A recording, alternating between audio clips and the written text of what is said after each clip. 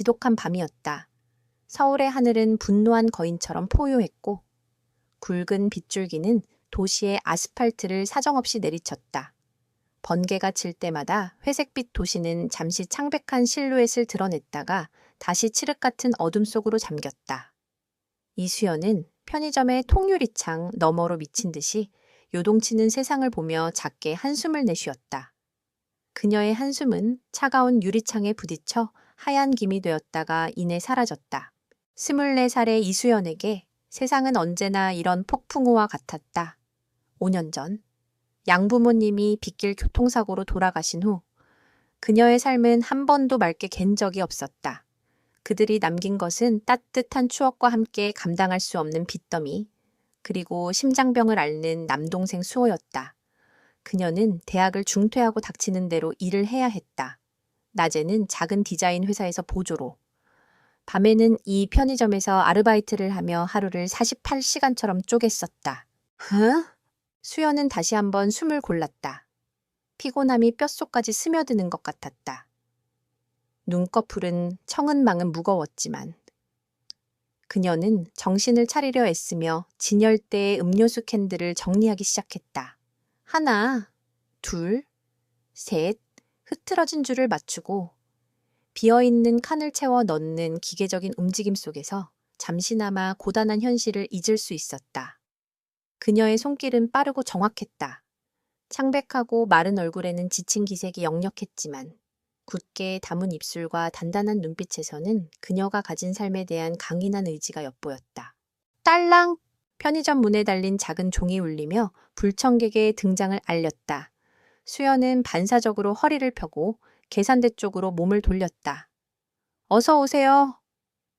습관처럼 나온 목소리는 빗소리에 묻혀 희미하게 울렸다. 문 앞에 서 있는 남자는 머리부터 발끝까지 비에 흠뻑 젖어 있었다. 최고급 원단으로 만들어진 검은색 정장은 물을 먹어 무겁게 늘어져 있었고 값비싼 가죽 구두에서는 뚝뚝 물이 떨어져 바닥에 작은 웅덩이를 만들었다.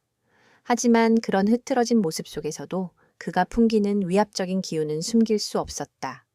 떡 벌어진 어깨와 훤칠한 키, 그리고 무엇보다도 얼음장처럼 차갑고 날카로운 그의 눈빛은 편의점의 평범한 공기를 단숨에 바꿔놓았다. 남자는 비틀거리며 안으로 들어섰다. 그의 주변으로 짙은 위스키 향이 퍼져나갔다. 만취 상태였다. 그는 주변을 둘러볼 생각도 없이 곧장 주류 코너로 향했다. 그리고는 가장 비싼 위스키 한 병을 집어들었다. 그의 움직임에는 목표를 향해 돌진하는 맹수와 같은 거침이 있었다. 수연은 조용히 그를 지켜보았다. 취객은 종종 있었지만 이 남자에게서는 단순한 취객 이상의 위험한 분위기가 느껴졌다. 그녀는 본능적으로 경계심을 품고 계산기 앞에 섰다. 남자가 계산대로 다가왔다. 그의 그림자가 수연의 위로 길게 드리워졌다. 가까이서 본 그의 얼굴은 조각처럼 잘생겼지만 그 위에는 깊은 고통과 분노가 복잡하게 뒤섞여 있었다. 특히 그의 눈은 모든 것을 집어삼킬 듯한 공허한 어둠을 담고 있었다. 계산 도와드리겠습니다. 수연은 최대한 감정을 배제한 목소리로 말했다. 그녀는 위스키병을 받아 바코드를 찍으려 했다. 그 순간 남자의 시선이 그녀의 얼굴에 와서 박혔다. 그의 눈이 가늘어졌다. 마치 오래된 기억의 파편을 맞추려는 듯 그의 미간이 좁혀졌다. 수연은 그의 뚫어질 듯한 시선에 불편함을 느끼며 고개를 살짝 숙였다. 남자는 갑자기 품 안에서 값비싼 가죽 지갑을 꺼내더니 그 안에서 낡고 빛바랜 사진 한 장을 꺼내 들었다. 그는 사진과 수연의 얼굴을 번갈아 보았다. 사진 속에는 10대 후반으로 보이는 앳된 소녀가 인자한 미소를 띤 중년 남자 옆에 서 있었다. 소녀의 모습은 지금의 수연과 놀랍도록 닮아 있었다. 니오. 남자의 목소리는 얼음을 긁는 것처럼 낮고 서늘했다. 이수연, 맞지? 수연의 심장이 쿵 하고 내려앉았다. 이 처음 보는 남자가 어떻게 자신의 이름을 아는 것일까? 혼란스러운 눈으로 그를 바라보자. 남자의 눈에서 의심은 순식간에 확신으로, 그리고 이내 들끓는 증오로 변해갔다. 네 아비가 내 형을 죽였어. 그의 입에서 나온 말은 천둥 소리보다 더 날카롭게 수연의 고막을 파고들었다. 술기운이 섞여 발음이 약간 뭉개졌지만 그 안에 담긴 도끼는 너무나도 선명했다. 무슨 말씀이신지? 수연은 저도 모르게 뒷걸음질 쳤다. 머릿속이 하얗게 비어버렸다. 아버지가 사람을 죽였다고 말도 안 되는 소리였다. 그녀의 양아버지는 누구보다 선량하고 따뜻한 사람이었다. 5년 전 그날 빗길 사고 현장에서 다른 사람을 구하려다 돌아가신 분이었다. 수연의 혼란스러운 표정을 본 남자는 비웃음을 터뜨렸다. 그것은 슬픔인지 분노인지 혹은 그 둘이 뒤섞인 관계인지 모를 소름 끼치는 웃음소리였다.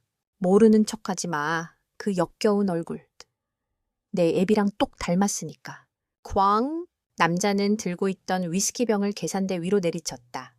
유리병은 굉음과 함께 산산조각이 났다. 호박색 액체와 날카로운 유리 파편이 사방으로 튀었다. 수연은 비명을 지르며 얼굴을 가렸다. 그녀의 팔뚝 위로 작은 유리 조각이 스치며 따끔한 통증과 함께 붉은 선을 그었다. 네 아비가 내 형의 인생을 박살낸 것처럼 남자는 포효하며 수연의 손목을 거칠게 움켜쥐었다. 강철 같은 그의 소나기 힘에 수연의 뼈가 으스러지는 듯한 고통이 느껴졌다. 왜, 너 후세요. 수연은 공포에 질려 몸부림쳤다. 하지만 남자의 힘은 압도적이었다.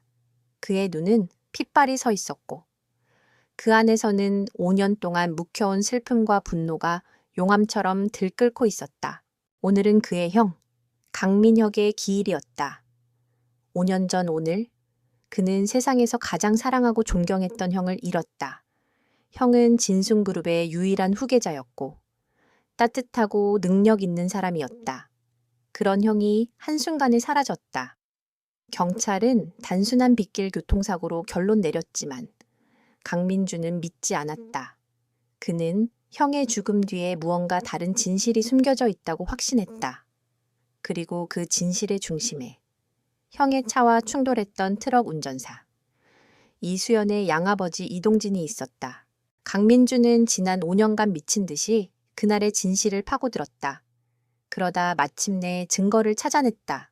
이동진이 재정적으로 어려운 상황이었고 경쟁사로부터 거액의 돈을 받고 고의로 사고를 일으켰다는 내용이 담긴 조작된 자료들이었다. 그 자료를 그에게 넘겨준 사람은 그의 오랜 약혼녀이자 가족 같은 존재인 박서현이었다. 그녀의 아버지는 진순그룹의 오랜 파트너였기에 그녀의 말과 증거는 민준에게 절대적인 신뢰를 주었다. 그 순간부터 이동진과 그의 가족은 강민준에게 용서할 수 없는 원수가 되었다.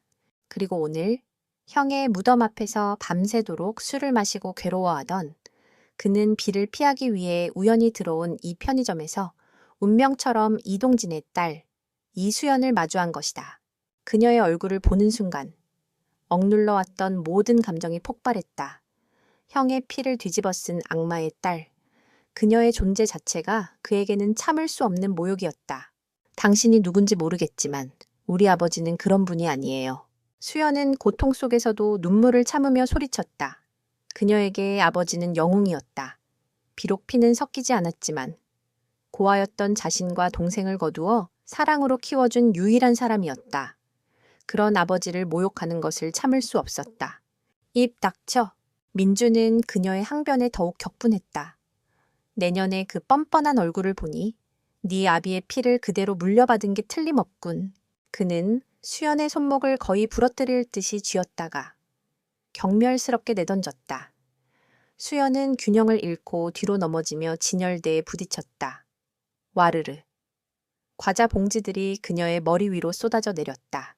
민주는 지갑에서 두툼한 현금 다발을 꺼내 계산대 위에 던졌다. 깨진 술병 값과 그녀가 입을 다물기에 충분하고도 남을 돈이었다. 이걸로 그 더러운 바닥이나 치워. 그리고 그는 명함 한 장을 돈다발 위에 던졌다. 검은색 카드에 금박으로 새겨진 이름. 진순그룹 방킹 문서는 석호, 최둘 짠참장 강민준. 내일 아침 9시까지. 진성그룹 본사로 와, 네 아비가 남긴 빚. 이제부터 네가 그 몸으로 평생 갚아야 할 테니 감히 도망칠 생각은 하지 마. 네 아픈 동생이 어디서 뭘 하는지 내가 아주 잘 알고 있으니까. 그것은 협박이자 거부할 수 없는 명령이었다. 민주는 마지막으로 수연을 벌레 보듯 쳐다본 후 미련 없이 돌아섰다. 그의 육중한 몸이 폭풍 속으로 사라지고 딸랑거리는 종소리가 그의 퇴장을 알렸다. 편의점 안에는 정적만이 남았다. 수연은 차가운 바닥에 주저앉은 채 움직일 수 없었다. 팔뚝에서는 피가 흘렀고 손목은 붉게 부어올랐다. 하지만 육체적인 고통은 아무것도 아니었다. 심장이 갈갈이 찢어지는 것 같았다. 아버지의 명예가 더럽혀졌다는 사실과 동생을 빌미로 한 남자의 잔인한 협박이 그녀의 영혼을 짓눌렀다. 그녀의 시선은 계산대 위에 흩어진 돈다발과 그 위에 놓인 검은 명함에 닿았다. 찐순그룹 회장 강민준. 그 이름은 그녀에게 내려진 사형 선고처럼 보였다. 그녀는 이제 도망칠 곳이 없었다. 그녀를 기다리는 것은 빚을 갚는다는 명목 아래 펼쳐질 지옥 같은 시간뿐이라는 것을 직감할 수 있었다. 수연은 천천히 몸을 일으켰다. 눈물은 흐르지 않았다. 대신 그녀의 눈에는 슬픔과 공포를 넘어선 차가운 불꽃이 일렁였다. 그래, 가주마. 당신이 원하는 대로. 하지만 나는 결코 무너지지 않아. 언젠가 반드시 아버지의 누명을 벗기고 당신이 저지른 짓에 대한 대가를 치르게 할 거야. 바깥의 폭풍우는 더욱 거세지고 있었다. 마치 앞으로 그녀의 삶에 몰아닥칠 시련을 예고하는 듯했다. 수연은 깨진 유리 조각을 치우기 시작했다. 그녀의 작은 손은 베이고 상처 입었지만 그 움직임에는 한치의 망설임도 없었다. 운명이라는 거대한 폭풍우가 그녀를 덮쳐왔지만 그녀는 그 폭풍의 눈을 똑바로 마주하기로 결심했다. 그것이 이 길고 지독한 밤의 끝에서 그녀가 할 수 있는 유일한 선택이었다. 밤새 몰아쳤던 폭풍우는 거짓말처럼 멎어 있었다. 먹구름이 거친 자리로 새벽에 희미한 여명이 번져왔고 서울은 젖은 콘크리트 냄새를 풍기며 잠에서 깨어나고 있었다. 하지만 이수연의 밤은 아직 끝나지 않았다. 그녀는 뜬 눈으로 밤을 지새웠다. 손목에 남은 붉은 멍과 팔뚝의 상처가 어젯밤의 일이 꿈이 아니었음을 끊임없이 상기시켰다. 그녀는 조용히 일어나 작은 방으로 향했다. 좁은 침대 위에는 남동생 수호가 색색거리며 잠들어 있었다. 창백한 얼굴과 파르르 떨리는 속눈썹이 아이의 연약함을 고스란히 보여주었다. 수연은 동생의 이마에 흐트러진 머리카락을 조심스럽게 쓸어 넘겼다. 이 아이를 위해서라면 무슨 일이든 할 수 있었다. 지옥에라도 갈 수 있었다. 수호의 심장 수술 날짜는 코앞으로 다가와 있었고 병원에서는 연일 수술비 보증을 독촉해왔다. 그녀가 밤낮으로 일해서 버는 돈으로는 터무니없이 부족한 금액이었다. 어젯밤 나타난 강민준이라는 남자는 악마였지만 어쩌면 그 악마가 내민 손이 그녀가 잡을 수 있는 유일한 동아줄일지도 몰랐다.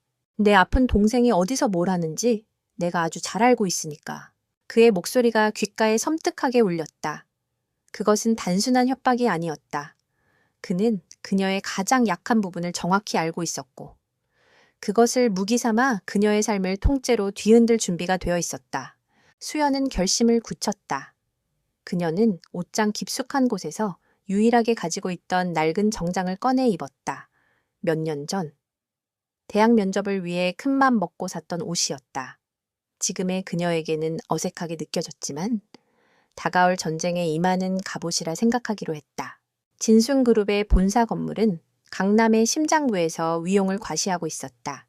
하늘을 찌르듯이 솟은 유리와 강철의 탑은 그 자체로 거대한 권력의 상징이었다. 수연은 빌딩 앞에 서서 한참 동안 그 끝을 올려다보았다. 마치 거대한 괴물의 아가리 앞에 선 작은 사냥감처럼. 그녀는 압도적인 위압감에 숨이 막히는 것을 느꼈다.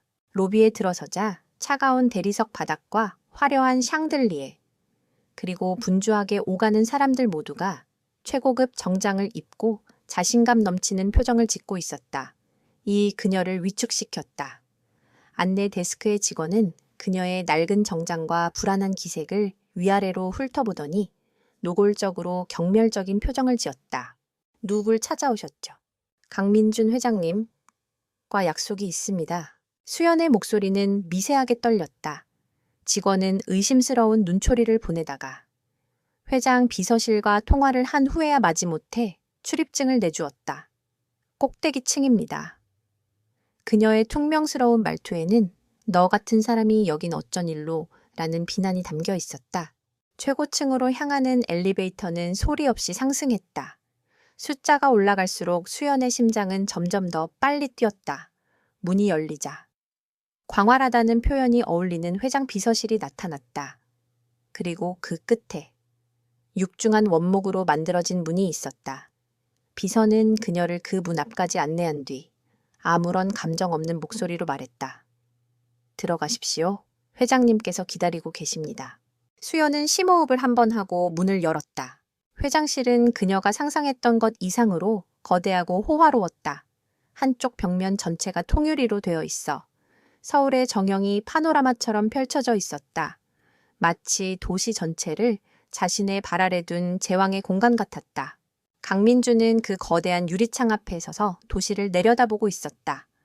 어젯밤의 흐트러진 모습은 온데간데 없었다. 완벽하게 다려진 회색 정장을 입고 머리카락 한 올 흐트러짐 없는 모습이었다.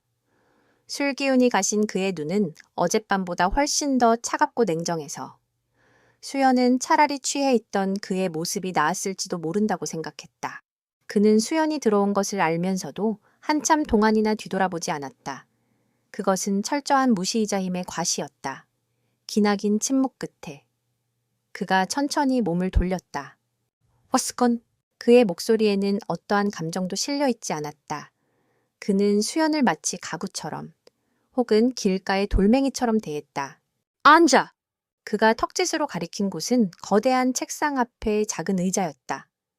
수연이 자리에 앉자 옆에 대기하고 있던 변호사로 보이는 남자가 서류 뭉치를 그녀의 앞에 내려놓았다. 계약서다. 강민준이 말했다.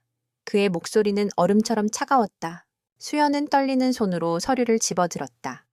그것은 고용계약서가 아니었다. 채무 변제 및 특별 복무 계약서라는 기괴한 이름이 붙어 있었다. 내용은 더욱 기가 막혔다. 그녀의 양아버지 이동진이 진순그룹의 자회사에 거액의 채무를 지고 있었으며 그 채무 상환을 장녀인 이수연이 보증한다는 내용이었다. 채무액은 그녀가 평생을 일해도 갚을 수 없을 만큼 천문학적인 액수였다. 사고 합의금과 그동안의 이자를 터무니없이 부풀린 결과였다. 그리고 채무를 변제하는 방식은 다음과 같았다. 채무자 이수연은 채권자 강민준의 개인 비서로서 채무 완제 시까지 모든 업무 지시를 성실히 이행한다. 급여는 채무의 이자를 상환하는 데 우선적으로 사용되며 잔액은 원금 상환에 충당된다. 복무 기간은 정해져 있지 않으며 채무 완제 시 자동 종료된다. 채무자는 24시간 채권자의 지시에 응해야 하며 개인적인 사생활은 보장되지 않는다. 업무의 범위는 채권자가 정하는 모든 것을 포함한다. 한 줄 한 줄 읽어 내려갈수록 수연의 얼굴은 하얗게 질려갔다. 이것은 현대판 노예 계약서였다. 그녀의 인격과 자유를 말살하고 오직 강민준이라는 주인을 위해 존재하도록 만드는 족쇄였다. 아이진, 불법이라고 말하고 싶나. 강민준이 그녀의 말을 끊었다. 그는 비웃음을 머금고 있었다. 모든 조항은 우리 법무팀이 검토했다. 네가 서명만 하면. 이건 완벽하게 합법적인 계약이 돼. 물론 서명하지 않아도 상관없어. 당장 네 동생이 입원한 병원의 지원을 끊고 너희 집을 차압한 뒤 널 채무 불이행으로 고소해서 감옥에 보내버리면 그만이니까. 그의 말은 비수처럼 날아와 수연의 심장에 박혔다. 그는 그녀가 거부할 수 없다는 것을 너무나 잘 알고 있었다. 수연은 눈을 감았다. 수호의 얼굴이 떠올랐다. 누나, 나 수술 받고 나면 같이 놀이공원 가자. 롤러코스터도 타고 싶어. 동생의 해맑은 목소리가 귓가에 맴돌았다. 강민주는 그녀의 흔들리는 눈빛을 놓치지 않았다. 그는 마지막 쐐기를 박았다. 계약서에 서명하면 내 동생 수술비는 물론이고 앞으로의 모든 치료비를 진순그룹의 복지 프로그램을 통해 전액 지원해주지. 선택은 내 몫이야. 이수연, 내 동생을 살릴지 아니면 너와 함께 나락으로 떨어질지. 그것은 달콤한 독이 든 성배였다. 거부할 수 없는 유혹이었다. 수연은 더 이상 망설이지 않았다. 그녀는 펜을 집어들었다. 손이 너무 심하게 떨려 글씨를 쓸 수 없을 정도였다. 그녀는 반대쪽 손으로 떨리는 손을 붙잡고 한 글자 한 글자 자신의 이름을 적어 내려갔다. 이수연. 마지막 획을 긋는 순간 그녀의 눈에서 뜨거운 눈물 한 방울이 계약서 위로 떨어졌다. 잉크가 눈물에 번지며 마치 피눈물처럼 보였다. 그녀는 자신의 영혼을 악맥에 팔아넘겼다. 잘 생각했다. 강민주는 만족스러운 표정으로 계약서를 변호사에게 건넸다. 그가 자리에서 일어나 수연에게 다가왔다. 그리고는 그녀의 턱을 거칠게 잡아들어 올려 자신과 눈을 맞추게 했다. 이제부터 넌 내 거야. 내 허락 없이는 숨 쉬는 것조차 마음대로 할 수 없어. 명심해. 넌 살인자의 딸이고 여긴 네가 죗값을 치를 지옥이니까. 그의 눈에는 어떠한 동정심도 없었다. 오직 차가운 경멸과 증오만이 가득했다. 그때 회장실 문이 노크 소리와 함께 열렸다. 매민준 씨, 나왔어요. 화려한 미모의 여인이 안으로 들어섰다. 머리부터 발끝까지 최고급 명품으로 치장한 그녀는 마치 패션 잡지에서 걸어 나온 모델 같았다. 그녀는 진순그룹의 오랜 파트너인 태성물산 박 회장의 딸 박서현이었다. 서현은 수연과 강민준의 모습을 보고는 순간 미간을 찌푸렸다. 그녀는 민준의 팔에 자연스럽게 팔짱을 끼며 수연을 위아래로 훑어보았다. 그 시선에는 벌레를 보는 듯한 혐오감이 가득했다. 어머, 이 지저분한 아가씨는 누구 민준 씨가 새로 들인 자선사업 대상이라도 되나. 그녀의 목소리는 꿀처럼 달콤했지만 그 안에는 날카로운 가시가 숨어 있었다. 강민주는 아무런 대답도 없이 수연의 턱을 놓아주었다. 서연은 수연의 얼굴에 남은 눈물 자국과 절망적인 표정을 보고는 만족스러운 미소를 지었다. 그녀는 5년 전 강민준의 형 민혁을 짝사랑했다. 하지만 민혁은 그녀에게 눈길조차 주지 않았다. 그에 대한 비뚤어진 애증은 그가 사고로 죽은 후 동생인 민준에 대한 집착으로 변했다. 그녀는 민준을 차지하기 위해 그날 사고의 진실을 교묘하게 조작했고 모든 죄를 이동진에게 뒤집어 씌웠다. 그리고 이제 그의 딸이 자신의 발 아래에서 처참하게 무너지는 모습을 보니 짜릿한 쾌감마저 느껴졌다. 내 자리는 여기가 아니야. 비서실 밖에서 대기하고 있어. 강민준이 수연에게 차갑게 명령했다. 수연은 아무 말 없이 일어나 밖으로 나갔다. 문이 닫히기 직전. 그녀는 박서연이 강민준에게 애교 섞인 목소리로 속삭이는 것을 들었다. 저런 애는 왜 들인 거야? 보기만 해도 불쾌한데. 수연은 비서실 한쪽 구석에 못 박힌 듯 서 있었다. 직원들은 그녀를 투명 인간 취급하거나 수군거리며 노골적인 호기심과 경멸의 눈빛을 보냈다. 얼마 후 강민준이 회장실에서 나왔다. 그는 수연에게 다가와 서류 더미 하나를 던져주었다. 오늘 안으로 이 서류들, 연도별, 프로젝트별로 전부 정리해. 먼지 하나 없이. 그것은 신입사원도 아니고 창고 관리 직원이 할 법한 자빌이었다. 하지만 수연은 묵묵히 서류 더미를 받아들었다. 그리고 내 사무실 청소도 해. 전문 업체 부르지 말고 내 손으로 직접 바닥 광택까지 완벽하게 내도록. 그의 요구는 점점 더 노골적으로 그녀를 모욕하고 있었다. 알겠습니다. 수연은 작은 목소리로 대답했다. 그녀의 순종적인 태도에 강민주는 오히려 불쾌한 듯 미간을 찌푸렸다. 그는 그녀가 반항하고 절규하기를 바랐던 것 같았다. 지금 당장 시작해. 강민주는 차가운 말을 남기고 자신의 사무실로 들어가 버렸다. 수연은 거대한 서류 더미를 끌어안고 텅 빈 회의실로 향했다. 창밖으로는 눈부신 서울의 풍경이 펼쳐져 있었지만 그녀의 눈에는 아무것도 들어오지 않았다. 그녀의 지옥에서의 첫날이 그렇게 시작되고 있었다. 이수연에게 진순그룹에서의 시간은 흐르는 것이 아니라 견뎌내는 것이었다. 하루하루는 강민준이 고안해낸 끝없는 모욕과 잡무로 채워졌다. 아침의 시작은 강남 끝에서 반대편 끝에 있는 특정 카페에 커피를 사오는 것으로, 그것도 반드시 얼음 3개, 80도의 뜨거운 물을 먼저 부은 후 에스프레소 샷을 추가하는 식의 변덕스럽고 까다로운 요구사항이 붙었다. 점심시간에는 방대한 양의 회의록을 수기로 정리해야 했고, 오후에는 그의 광활한 개인 서재에서 먼지 쌓인 책들을 알파벳 순으로 재배열하는 일이 주어졌다. 그가 던져주는 모든 일은 의도적으로 그녀의 자존감을 짓밟기 위해 설계되었다. 직원들은 처음에는 그녀를 동정하는 듯했으나 회장의 확고한 태도와 수시로 나타나 그녀에게 경멸적인 말을 내뱉는 박서현의 존재감 앞에서 이내 그녀를 없는 사람 취급하기 시작했다.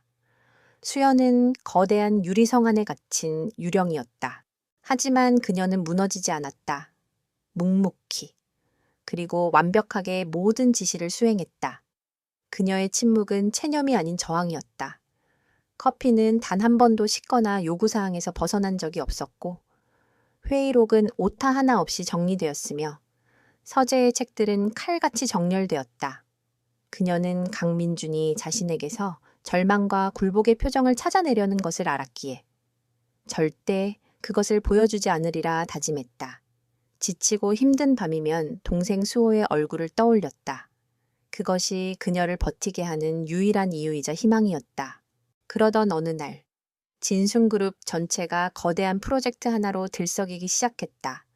프랑스의 유명 디자인 하우스 메종드 발루아와 합작하여 출시하는 새로운 명품 향수 라인, 푸른 수정 브루 크리스털 프로젝트였다.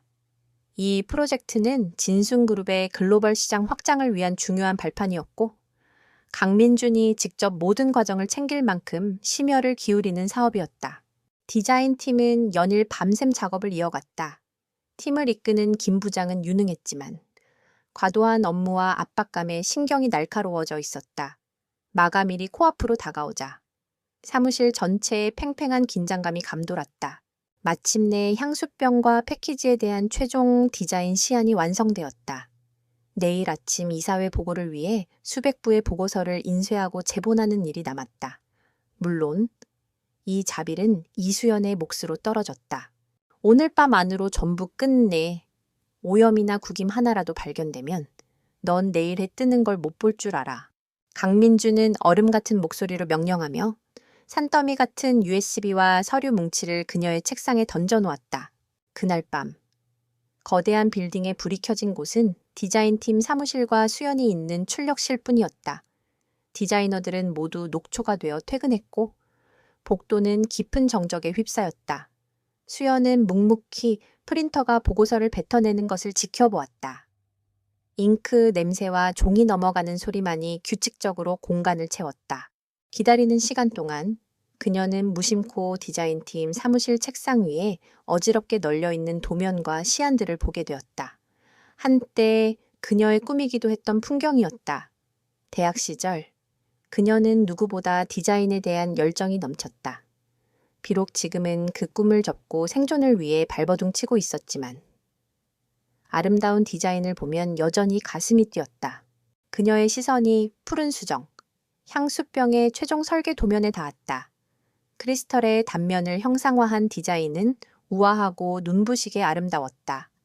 그녀는 자석에 이끌린 듯 도면 가까이 다가갔다. 한참 동안 황홀하게 디자인을 감상하던 그녀의 눈이 문득 한 곳에 멈췄다. 미간이 미세하게 좁혀졌다. 무언가 이상했다. 그녀는 눈을 가늘게 뜨고 도면의 세부 수치를 다시 확인했다. 병의 목 부분과 뚜껑 내부에 나선형 구조를 나타내는 부분이었다. 아주 미세한 차이였지만 치명적인 오류였다. 설계도상의 수치대로라면 병과 뚜껑이 완벽하게 밀착되지 않아 미세한 틈이 생길 수밖에 없었다. 향수처럼 휘발성이 강한 액체에게는 치명적인 결함이었다. 내용물이 증발하거나 셀 수도 있었다. 만약 이대로 대량 생산에 들어간다면 진순그룹은 상상할 수 없는 손실과 함께 브랜드 이미지에 돌이킬 수 없는 타격을 입게 될 것이었다. 수연의 등줄기에 식은땀이 흘렀다. 어떻게 해야 할까 이 사실을 알려야 할까 하지만 누가 그녀의 말을 믿어줄까? 고작 회장의 자비를 처리하는 살인자의 딸이라고 낙인 찍힌 그녀의 말을.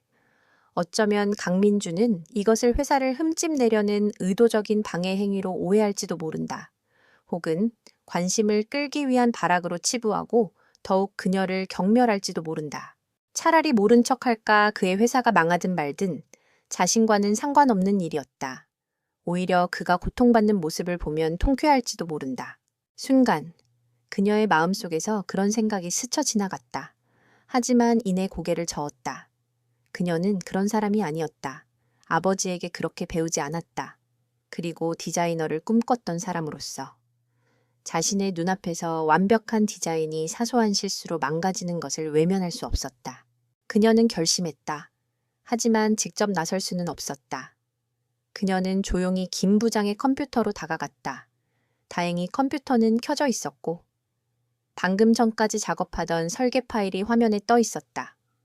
그녀는 망설임 없이 마우스를 잡았다. 그녀의 손놀림은 빠르고 정확했다. 문제의 수치를 찾아내고 정확한 값으로 수정하는 데는 1분도 채 걸리지 않았다. 아주 작은 숫자의 변경이었지만 그것은 재앙을 막을 수 있는 거대한 차이를 만들었다. 그녀는 저장 버튼을 누른 뒤 아무 일도 없었다는 듯 자신의 자리로 돌아왔다. 누구도 그녀의 조용한 반란을 알지 못했다. 잠시 후 수정된 파일로 인쇄된 완벽한 보고서들이 쏟아져 나오기 시작했다. 다음 날 아침 이사회는 성공적으로 끝났다. 강민주는 푸른 수정 프로젝트에 대한 이사들의 전폭적인 지지를 얻어냈다. 오후에는 김 부장이 프랑스의 메종드 발루아 측과 최종 기술 검토를 위한 화상회의를 진행했다. 김 부장님, 최종본을 확인했습니다. 역시 진숭의 팀은 완벽하군요. 프랑스 측 수석 디자이너가 화면 너머에서 만족스러운 미소를 지었다. 초기 시안에서 발견되었던 병목의 미세한 오차를 이렇게 깔끔하게 잡아내실 줄이야. 저희 쪽에서 지적하기 전에 먼저 수정해 주셔서 감사합니다. 덕분에 프로젝트가 훨씬 원활하게 진행되겠군요. 그 말을 듣는 순간 김 부장의 얼굴은 하얗게 질렸다. 오차, 내가 그런 실수를 했다고. 그는 전혀 기억이 없었다. 그는 등골이 오싹해지는 것을 느끼며 서버의 파일 기록을 확인했다. 최종 저장 시각은 어젯밤 11시 53분, 자신이 퇴근한 지 한참 지난 후였다. 누군가 자신이 퇴근한 후에 파일을 수정했다는 뜻이었다. 김 부장은 안도의 한숨과 함께 식은땀을 닦으며 이 사실을 강민준에게 보고했다. 회장님, 큰일 날 뻔했습니다. 저희 팀의 누군가가 밤늦게까지 남아 오류를 수정해준 덕분에 수천억 원의 손실을 막을 수 있었습니다. 이름 없는 영웅입니다. 강민준의 표정은 변하지 않았지만 그의 눈빛은 날카롭게 빛났다. 이름 없는 영웅, 우리 회사에 그런 유령 직원도 있었나? 그는 즉시 보안팀에 어젯밤 디자인 사무실의 CCTV 영상을 확인하라고 지시했다. 얼마 후 그의 개인 컴퓨터로 영상 파일이 전송되었다. 영상 속 텅 빈 사무실에는 이수연 혼자였다. 그녀는 프린터 앞에서 조용히 앉아 있다가 문득 일어나 김 부장의 책상으로 다가갔다. 모니터를 유심히 들여다보던 그녀는 잠시 무언가를 입력하더니 이내 아무 일 없었다는 듯 자리로 돌아왔다. 그 모든 행동은 군더더기 없이 조용하고 신속했다. 강민주는 영상을 몇 번이고 돌려보았다. 의심의 여지가 없었다. 회사를 구한 익명의 영웅은 그가 매일같이 경멸하고 짓밟으려 했던 바로 그 여자, 이수연이었다. 머릿속이 복잡해졌다. 도대체 왜 자신의 아버지를 파멸시킨 원수의 아들이 운영하는 회사를 그녀가 왜 구한단 말인가 공을 세워 인정을 받으려 했다면 왜 그토록 조용히 아무도 모르게 처리했단 말인가. 그녀의 행동은 그가 지금까지 믿어왔던 살인자의 딸이라는 이미지와는 전혀 들어맞지 않았다. 그것은 오히려 고결하고 유능한 전문가의 모습이었다. 그는 자리에서 일어나 창가로 다가갔다. 그의 시선은 비서실 한쪽에서 묵묵히 우편물을 정리하고 있는 수연의 뒷모습에 닿았다. 가늘고 연약해 보이는 어깨, 하지만 그 안에는 그가 상상하지 못했던 강인함과 비밀이 숨겨져 있는 것 같았다. 처음으로 강민준의 얼음 같던 신념에 가느다란 균열이 생기기 시작했다. 그녀는 정말 파렴치한 살인자의 딸일까 아니면 내가 모르는 무언가가 있는 걸까? 그의 마음속에서 혼란의 폭풍이 일기 시작했다. 증오와 경멸 외에는 아무것도 없었던 그의 세상에 이수연이라는 존재가 아주 작은 하지만 무시할 수 없는 파문을 던지고 있었다. 그는 여전히 차갑고 무자비한 진순그룹의 회장이었지만 그의 내면에서는 그 자신도 깨닫지 못하는 사이에 미세한 변화가 시작되고 있었다. 강민준의 내면에서 시작된 미세한 균열은 그의 행동에 미묘한 변화를 가져왔다. 그는 여전히 이수연을 차갑게 대했고 그의 목소리는 여전히 날카로운 칼날 같았다. 하지만 그가 그녀에게 지시하는 업무의 성격이 조금씩 바뀌고 있었다. 이제는 단순히 굴욕감을 주기 위한 잡무가 아니었다. 중요하지만 민감하지 않은 서류들을 정리하게 하거나 회의에 배석시켜 회의록 작성을 맡기는 등 그녀를 자신의 시야 안에 두려는 의도가 명백한 일들이었다. 그는 그녀를 관찰했다. 그녀가 서류를 넘기는 손가락의 움직임, 회의 내용을 기록하는 진지한 표정, 무심코 뱉는 자신의 질문에 막힘없이 대답하는 침착함까지. 모든 것이 그가 그녀에게 씌워놓은 살인자의 딸이라는 프레임과 어긋났다. 그는 그녀의 약점과 악의에 찬 본성을 찾아내려 했지만 보면 볼수록 발견하는 것은 고요한 강인함과 비범한 능력이었다.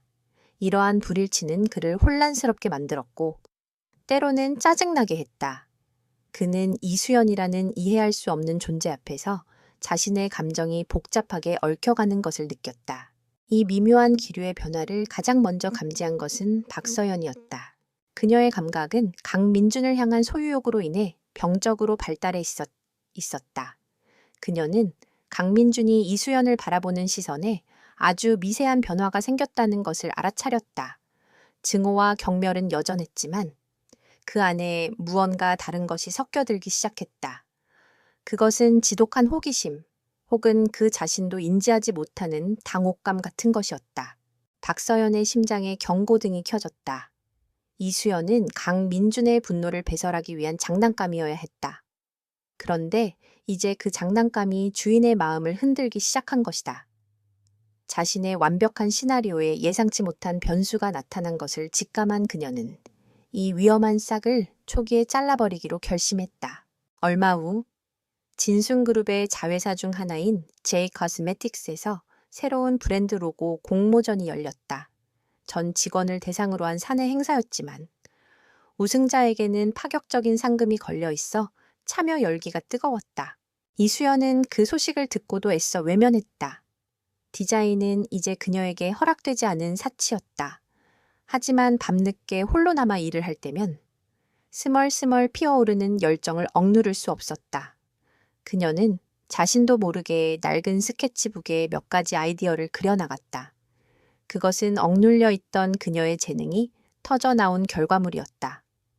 간결하면서도 세련되고 브랜드의 철학을 완벽하게 담아낸 디자인들이었다.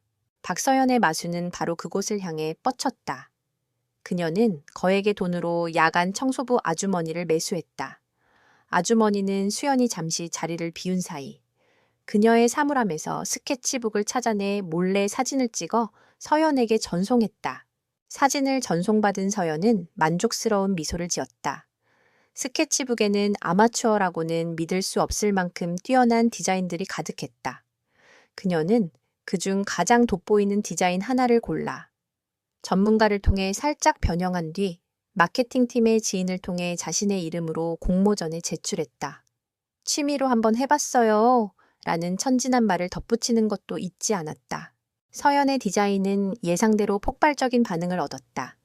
진순그룹의 안주인이 될 사람의 뛰어난 재능이라며 임원들은 앞다투어 칭찬을 쏟아냈다. 사실상 우승은 결정된 것이나 다름없었다. 모든 판이 짜인 후 서연은 결정적인 한 방을 날렸다. 그녀는 일부러 여러 사람이 있는 비서실에서 수연의 스케치북을 우연히 발견한 척 연기했다. 어머, 이게 뭐니 이수연 씨? 이건 내가 낸 로고 디자인이랑 똑같잖아. 그녀는 충격받은 표정으로 소리쳤다. 순식간에 모든 사람의 시선이 수연에게 쏠렸다. 서연은 눈물을 글썽이며 말을 이었다. 어떻게 내 아이디어를 훔칠 생각을 할 수 있어. 내가 민준 씨 약혼녀라서. 잘 보이려고 그런 거니. 상황은 순식간에 이수연을 파렴치한 도둑으로 몰아갔다. 그녀가 먼저 디자인했다는 것을 증명할 방법은 아무것도 없었다. 사건은 즉시 강민준의 귀에 들어갔다. 수연은 그의 사무실로 끌려갔다. 서연은 그의 옆에 서서 보호받아야 할 연약한 피해자처럼 눈물을 흘리고 있었고, 수연은 모든 사람의 손가락질을 받는 가해자가 되어 있었다. 할 말 있나? 강민준이 차갑게 물었다. 그의 눈에는 역시 넌 어쩔 수 없는 인간이군 이라는 경멸이 담겨 있었다. 수연은 입술을 깨물었다. 억울함에 심장이 터질 것 같았지만 그녀는 울거나 변명하지 않았다. 대신 그녀는 강민준의 눈을 똑바로 쳐다보며 말했다. 저는 훔치지 않았습니다. 그녀의 목소리는 작았지만 그 안에는 흔들림 없는 확신이 있었다. 그녀는 서연이 제출한 디자인을 가리키며 말을 이었다. 그 디자인의 중심 모티프는 조선시대의 전통 매듭인 국화매듭을 현대적으로 재해석한 것입니다. 국화매듭은 영원한 사랑과 고결함을 상징하기에 영원한 아름다움을 추구하는 코스메틱 브랜드의 철학과 맞닿아 있다고 생각했습니다.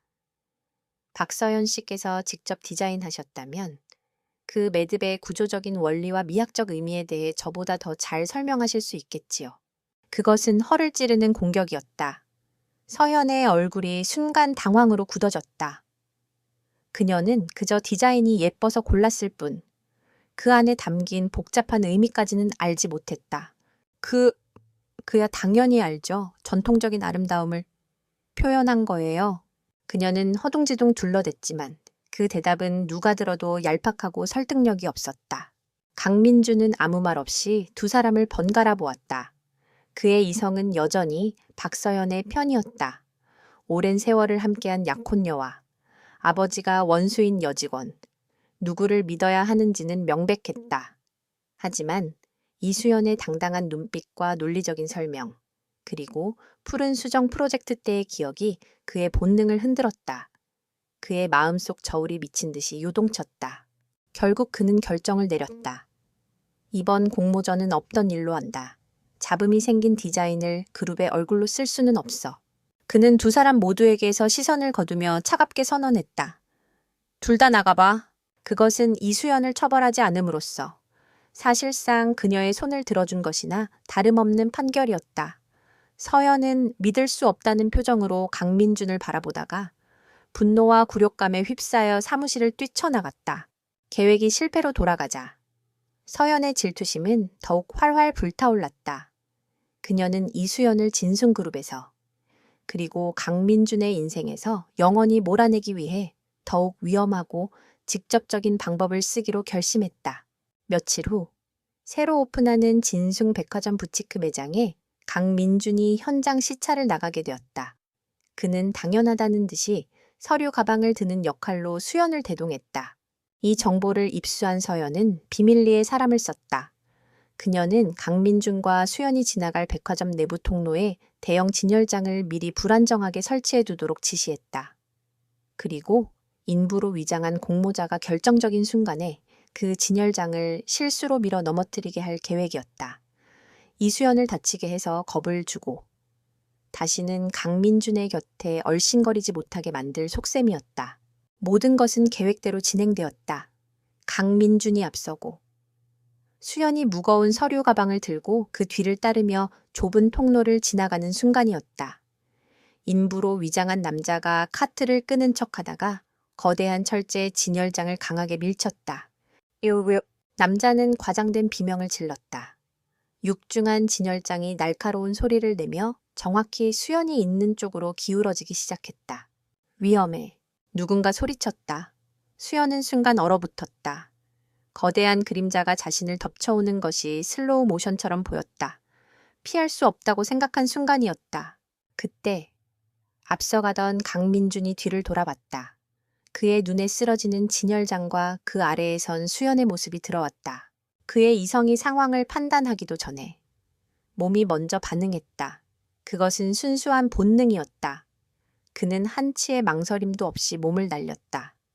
맹수 같은 움직임으로 수연의 허리를 낚아채 자신의 품으로 끌어당겼다. 쾅! 거대한 굉음과 함께 진열장이 바닥으로 추락했다. 수연이 불과 몇 초 전까지 서 있던 자리였다. 철제 선반과 유리 파편들이 사방으로 튀었고 먼지가 자욱하게 피어올랐다. 모든 것이 순식간에 일어났다. 수연은 강민준의 단단한 가슴에 얼굴을 묻은 채 아무 생각도 할 수 없었다. 그녀의 귓가에 그의 심장이 미친 듯이 울리는 소리가 들렸다. 자신을 끌어안은 그의 팔은 부서질 듯이 강한 힘으로 그녀를 붙들고 있었다. 잠시 동안 세상의 모든 소리가 멎은 듯한 정적이 흘렀다. 증오와 경멸만이 존재하던 두 사람 사이에 누구도 예상치 못했던 원초적인 보호 본능이 난폭하게 끼어들었다. 정신을 차린 강민주는 화들짝 놀라며 그녀를 거칠게 밀어냈다. 그의 얼굴은 분노와 당혹감, 그리고 스스로에 대한 혐오감으로 일그러져 있었다. 그는 방금 자신이 한 행동을 믿을 수 없었다. 왜? 어째서 내가 저 여자를 구한 거지? 그는 수연에게는 아무 말도 하지 않았다. 대신 달려온 경호팀과 겁에 질린 인부를 향해 불같이 소리쳤다.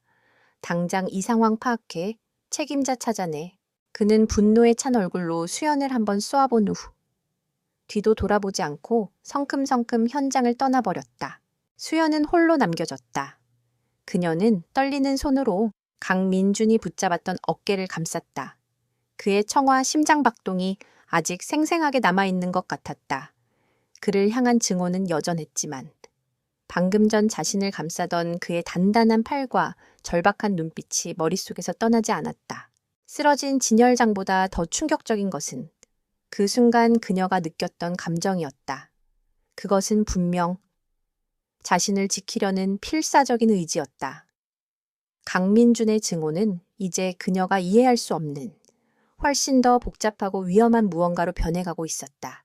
진열장 사고 이후 강민준과 이수연 사이에는 얼음장 같은 정적이 흘렀다.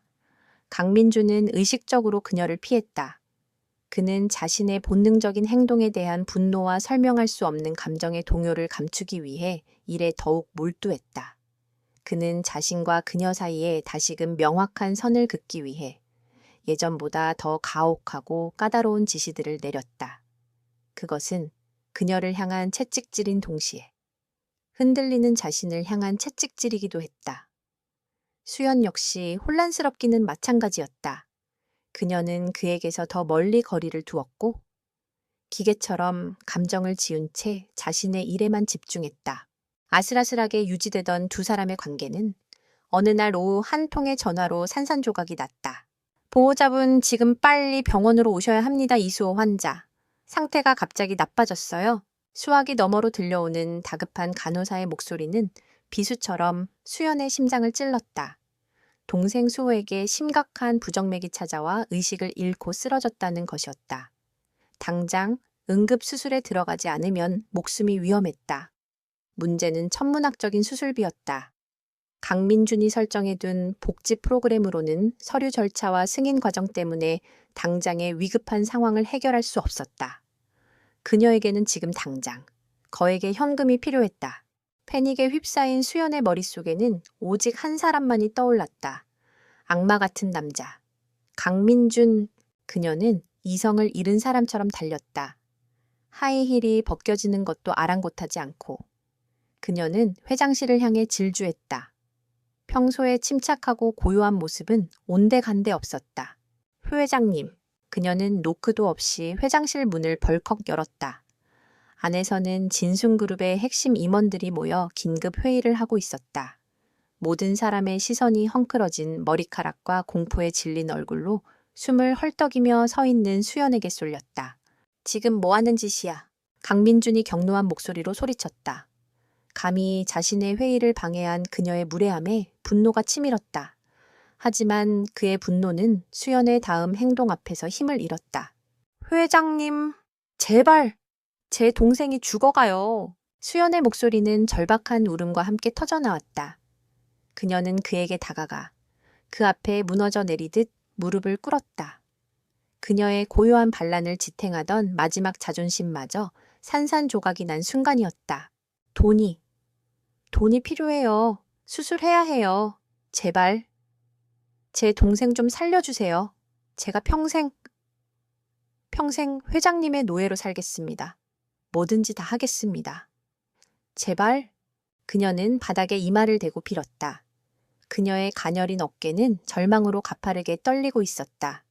임원들은 당혹스러운 표정으로 서로 눈치만 볼 뿐 누구도 감히 입을 열지 못했다. 강민주는 그 자리에 얼어붙었다.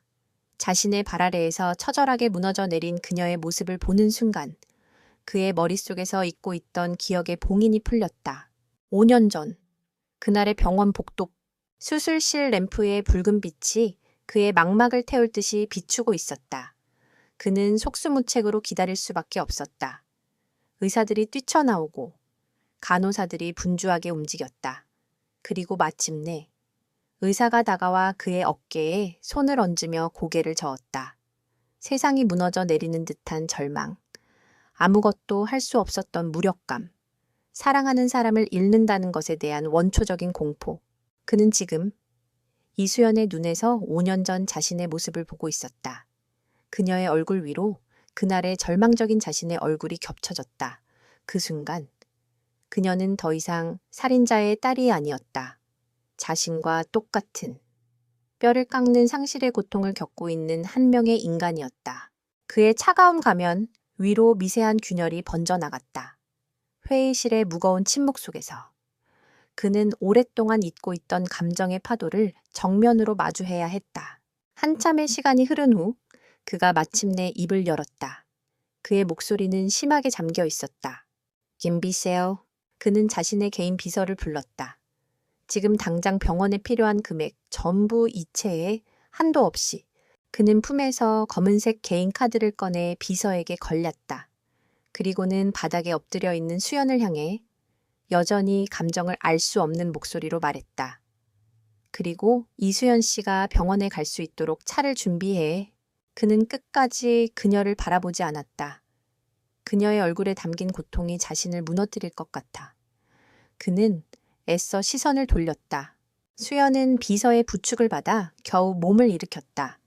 그녀는 멍한 얼굴로 강민준을 바라보았지만 그는 이미 창밖으로 고개를 돌린 후였다. 그녀는 감사합니다. 라는 말조차 제대로 하지 못한 채 비틀거리며 회장실을 빠져나갔다. 수연이 병원으로 달려가 수술실 앞에서 초조하게 결과를 기다리고 있을 무렵 진순그룹 회장실에는 예상치 못한 방문객이 찾아왔다. 허름한 양복 차림의 나이 든 남자였다.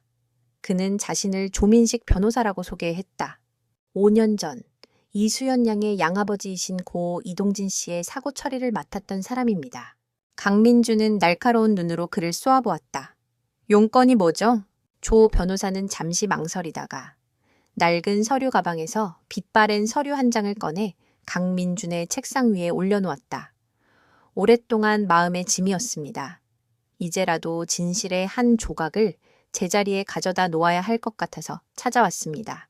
그것은 이동진 씨가 사고 직후 병원에서 사망하기 전에 작성했던 최초 보험 청구서 사본이었다. 사고 경위를 설명하는 부분에 강민준의 눈을 사로잡는 문장이 있었다. 내남 차선에서 갑자기 끼어든 검은색 세단 차량을 피하기 위해 핸들을 급하게 꺾었고 이로 인해 중앙선을 넘어 마주오던 강민혁 씨의 차량과 충돌하게 되었음. 본인은 사고 직후 강민혁 씨 차량에서 화재가 발생하는 것을 보고 그를 구출하기 위해 애썼음. 검은색 세단? 강민준의 심장이 쿵 하고 내려앉았다. 그가 알고 있던 사실과 전혀 다른 내용이었다. 경찰의 공식 보고서와 박서연이 그에게 전해준 모든 자료에는 제3의 차량에 대한 언급은 단 한 줄도 없었다. 오직 이동진의 졸음운전으로 인한 단독 과실, 두 차량 간의 단순 충돌 사고로 기록되어 있을 뿐이었다. 이 내용은 경찰 조사에는 왜 없었습니까? 강민준이 억눌린 목소리로 물었다. 당시에는 목격자도 없었고 주변 CCTV에도 해당 차량이 찍히지 않았습니다. 이동진 씨는 중태에 빠져 더 이상 진술을 할 수 없는 상황이었고요. 결국 증거 불충분으로 그의 주장은 묵살되었습니다. 조 변호사는 씁쓸하게 말했다. 하지만 저는 이동진 씨를 압니다. 그는 평생 거짓말 한번 제대로 못하던 정직한 사람이었습니다. 저는 아직도 그의 마지막 눈빛을 잊을 수가 없습니다. 그는 억울해했습니다. 조 변호사는 할 말을 마쳤다는 듯 자리에서 일어났다. 이제 제 마음의 짐은 조금 덜었습니다. 그럼 이만. 그가 떠난 후 거대한 회장실에는 강민준 혼자 남았다. 그의 손에는 낡은 서류 한 장이 들려 있었다. 검은색 세단. 그 세 단어가 그의 머릿속을 미친 듯이 맴돌았다. 지난 5년간 그의 삶을 지탱해 온 증오와 복수심의 토대가 거대한 균열을 일으키며 흔들리기 시작했다. 그는 푸른 수정의 설계도를 말없이 수정하던 그녀의 모습을 떠올렸다. 로고를 도둑 맞았다는 누명 앞에서도 당당했던 그녀의 눈빛을 떠올렸다. 그리고 방금 전 동생을 살리기 위해 자신의 모든 것을 내던지던 그녀의 절박한 모습을 떠올렸다. 그 모든 조각들이 그의 머릿속에서 재조립되기 시작했다. 만약에 저 서류의 내용이 사실이라면 강민주는 창가에 서서 서울의 야경을 내려다보았다. 수많은 불빛이 별처럼 반짝였지만 그의 눈에는 아무것도 들어오지 않았다. 그의 시선은 이제 바깥이 아닌 자신의 내면 깊숙한 곳, 지난 5년의 과거를 향해 있었다. 그는 천천히 수화기를 들었다. 그리고는 비서실이 아닌 그의 직속 보안팀 팀장에게 전화를 걸었다. 나다. 5년 전 내 형님 교통사고. 처음부터 다시 조사해. 수화기 너머로 긴장된 침묵이 흘렀다. 목격자, 증거, 관련된 모든 것. 먼지 한 톨까지 전부 다 훑어 하나도 빠짐없이 진실을 향한 추적이 마침내 시작되었다. 강민준이 시작한 비밀 조사는 두 개의 전선에서 동시에 진행되었다. 하나는 차가운 현실과 싸우는 이수연의 공간. 병원이었다. 동생 수호의 수술은 성공적이었지만 위기는 아직 끝나지 않았다. 수호는 중환자실에서 기나긴 회복 기간을 보내야 했고 수연은 동생의 곁을 지켰다. 그녀는 낮에는 진순그룹으로 출근해 강민준의 비서 역할을 수행했고 밤에는 병원 간이침대에서 쪽잠을 자며 동생을 간호했다. 그녀의 마음속에는 강민준을 향한 복잡한 감정이 소용돌이쳤다. 그는 동생의 생명을 구해준 은인이었지만 동시에 자신의 삶을 지옥으로 밀어넣은 원수이기도 했다. 이 모순된 감정은 그녀를 더욱 지치게 만들었다. 다른 하나는 과거의 망령을 파헤치는 강민준의 공간, 진순그룹의 숨겨진 심장부였다. 그는 자신의 존재 자체를 무기처럼 휘두르는 사람이었지만 이번만큼은 철저히 그림자 뒤에 숨었다. 그는 전직 국정원 출신인 보안팀장을 필두로 그룹 내에서 가장 유능하고 입이 무거운 인물들로 구성된 비밀 TF팀을 꾸렸다. 그들의 작전 본부는 외부의 감시를 피하기 위해 본사 건물이 아닌 강민준의 개인 소유인 강변의 한적한 오피스텔에 마련되었다. 박서연은 물론 그녀의 아버지인 박헉 회장의 귀에 단 하나의 정보도 흘러 들어가서는 안 되었다. 조사는 검은색 세단이라는 희미한 단서에서부터 시작되었다. 팀원들은 경찰이 놓쳤을지 모르는 사고, 현장 주변의 모든 CCTV 영상을 샅샅이 뒤졌다. 저화질의 영상들을 슈퍼컴퓨터를 이용해 프레임 단위로 분석하고 AI 기술로 화질을 개선하는 작업이 밤낮으로 이어졌다. 그것은 사막에서 바늘을 찾는 것과 같은 막막한 일이었다. 동시에 강민주는 이수연의 양아버지인 이동진이라는 사람의 삶을 처음부터 다시 추적했다. 보고서는 몇 시간 만에 그의 책상 위에 올라왔다. 서류에 기록된 이동진의 삶은 지극히 평범했다. 성실한 화물차 운전사, 전과 기록 하나 없는 선량한 시민, 주변 사람들에게는 늘 친절하고 정직한 사람으로 기억되는 남자. 기업의 사주를 받아 살인을 저지를 만한 인물과는 거리가 멀어도 너무 멀었다. 강민주는 이수연의 뒷조사도 지시했다. 그의 지시는 짧고 단호했지만 보고서를 읽는 그의 눈빛은 복잡하게 흔들리고 있었다. 명문대 디자인학과에 수석으로 입학했지만 양부모의 빚과 동생의 병원비를 감당하기 위해 꿈을 포기해야 했던 일, 밤낮으로 여러 개의 아르바이트를 하며 하루도 쉬지 못했던 그녀의 지난 5년, 보고서의 건조한 활자들은 그녀가 겪어왔을 처절한 삶의 무게를 고스란히 드러내고 있었다. 그는 자신의 복수심이 이미 벼랑 끝에 서 있던 한 인간을 얼마나 더 깊은 나락으로 밀어 넣었는지를 깨달았다. 희미한 죄책감이 그의 가슴을 찔렀다. 조사를 시작한 지 며칠이 지났을 무렵, 마침내 의미 있는 성과가 나타났다. 팀원 하나가 사고 현장에서 수 킬로미터 떨어진 한 상가, 건물의 낡은 CCTV에서 결정적인 영상을 찾아낸 것이다. 사고 시각 직후, 현장 방향에서 미친 듯이 질주해오는 검은색 세단 한 대가 흐릿하게 포착되었다. 번호판은 식별 불가능했지만 제3의 차량이 존재했다는 이동진의 주장을 뒷받침하는 최초의 물증이었다. 첫 번째 균열이 확인되자 강민주는 5년 전 박서연이 자신에게 건넸던 증거들을 다시 꺼내 분석하도록 지시했다. 이동진의 계좌에 거액이 입금된 내역, 그가 경쟁사 임원과 만나는 것을 봤다는 목격자의 진술서 등 당시 슬픔과 분노에 눈이 멀어 있던 그는 그것들을 의심조차 하지 않았다. 하지만 지금은 달랐다. 그의 최고의 팀은 단 며칠 만에 모든 것들이 정교하게 조작된 거짓이었음을 밝혀냈다. 이동진의 계좌로 돈을 보낸 유령 회사는 박서현의 집안이 차명으로 운영하다 폐업시킨 회사였다. 목격자는 진순그룹에서 불미스러운 일로 해고된 직원이었으며 진술 직후 거액의 돈을 받고 해외로 도피한 사실도 확인되었다. 그의 증오를 지탱해 온 모든 기둥들이 한꺼번에 무너져 내리고 있었다. 진실의 조각들이 하나씩 맞춰질수록 그의 머릿속에서 박서연의 이미지는 산산조각이 났고 이수연의 이미지는 전혀 다른 모습으로 재구성되었다. 그는 사무실에서 그녀를 보는 자신의 시선이 달라졌음을 느꼈다. 서류를 정리하는 그녀의 지친 옆모습, 밤샘 간호로 깊어진 눈 밑에 다크서클, 그는 자신도 모르게 그만 들어가서 쉬어라는 말을 건네고 싶은 충동을 느꼈고 그런 자신에게 놀라 황급히 감정을 억눌렀다. 어느 날 저녁, 그는 익명으로 수호가 입원한 병실에 최고급 영양식 코스 요리를 주문했다. 병원 VIP 서비스라고 둘러댄 배달원의 말에 수연은 별다른 의심을 하지 않았다. 하지만 그것은 강민준이 난생 처음으로 해보는 서투르고 비밀스러운 속죄의 시작이었다. 그녀를 향한 감정은 이제 존중을 넘어 애틋하고 고통스러운 보호 본능으로 변해가고 있었다. 그리고 마침내 보안팀장이 결정적인 증거를 가지고 그의 사무실을 찾아왔다. 찾았습니다, 회장님. 그는 떨리는 손으로 사진 한 장을 내밀었다. CCTV에 찍혔던 검은색 세단을 최첨단 기술로 복원한 이미지였다. 희미하지만 차종을 특정할 수 있을 정도는 되었다. 희귀한 유럽산 수입차 모델이었다. 5년 전 사고 당시 서울에 등록된 동일 차종은 단 7대였습니다.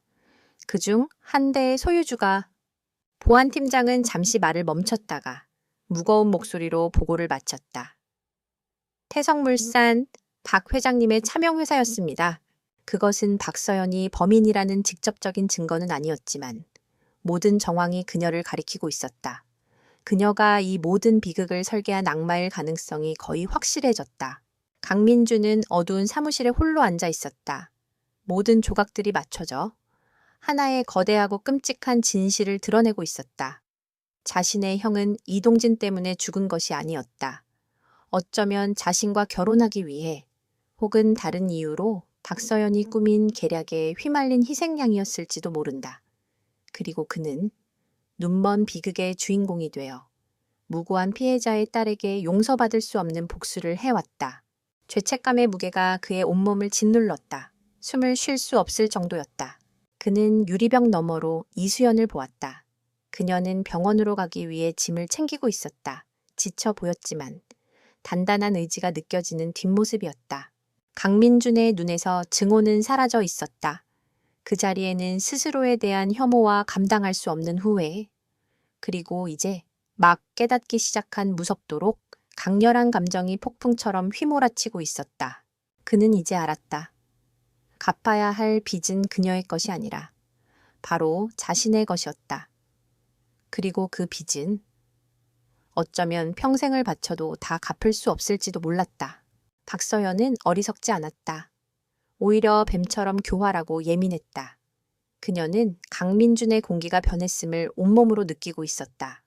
그는 눈에 띄게 자신을 피했고 일이라는 핑계로 몇 번의 약속을 취소했으며 자신을 대하는 태도는 예전의 다정함은커녕 비즈니스 파트너를 대하는 듯 건조하고 사무적으로 변해 있었다. 그녀의 아버지인 박 회장 역시 강민준이 최근 추적이 어려운 방식으로 자금과 인력을 움직이고 있다는 미심쩍은 보고를 전해왔다. 그녀의 동물적인 직감이 비명을 질렀다. 무언가 잘못되고 있었다. 그녀는 자신이 동원할 수 있는 모든 정보원을 이용해 강민준의 뒤를 캤다. 그리고 마침내 알아냈다. 강민준이 비밀 TF팀을 운영하고 있으며 그들의 조사 대상이 바로 5년 전에 그 교통사고라는 사실을 온몸의 피가 차갑게 식는 것 같았다.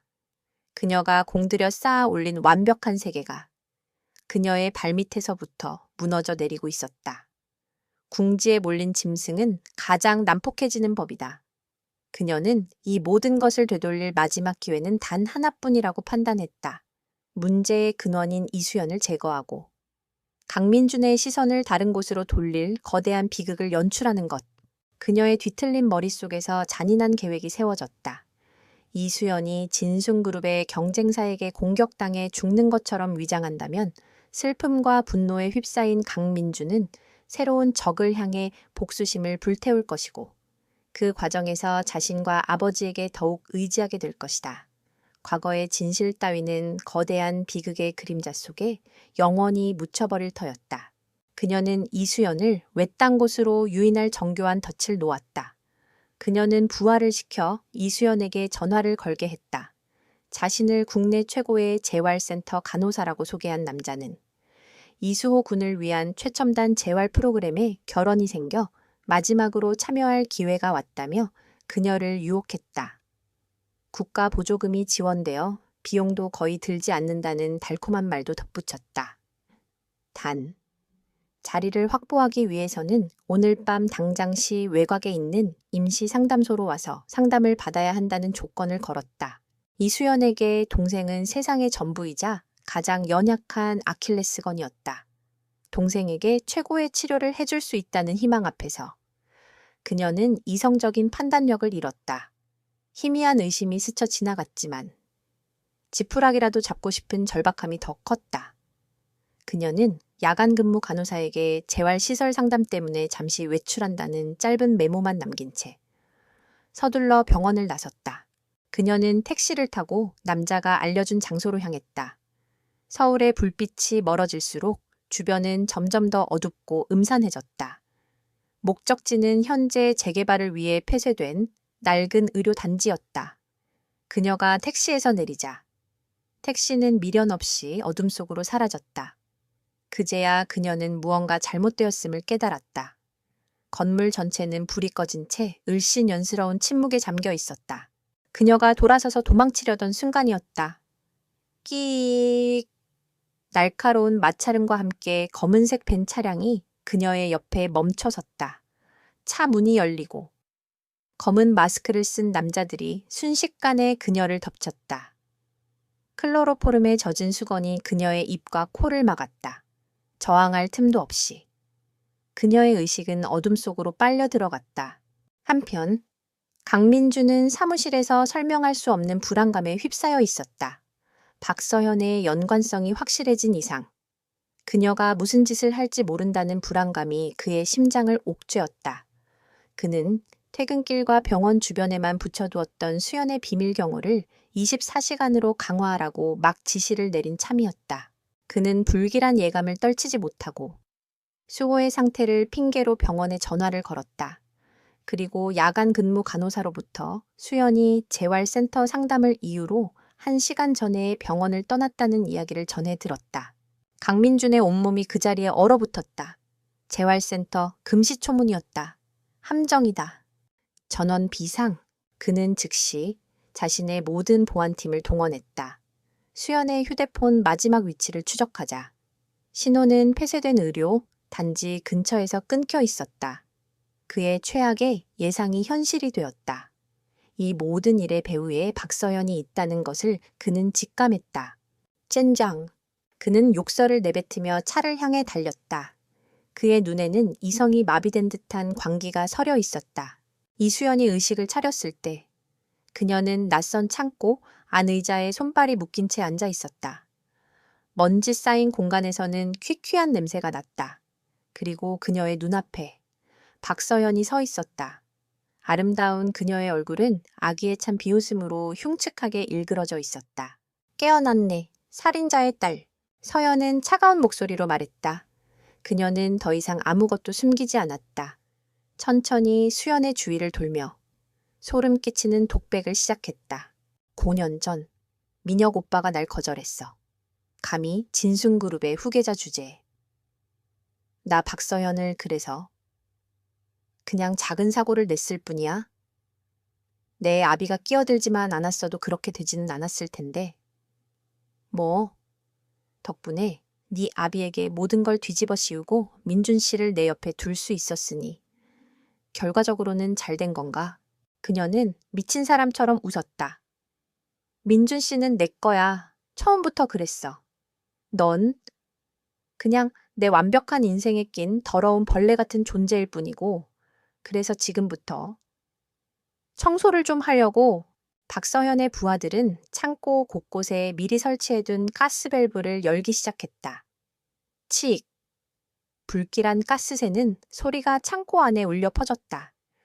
그들은 일정 시간이 지나면 스파크가 일어나도록 시한 점화 장치까지 설치했다.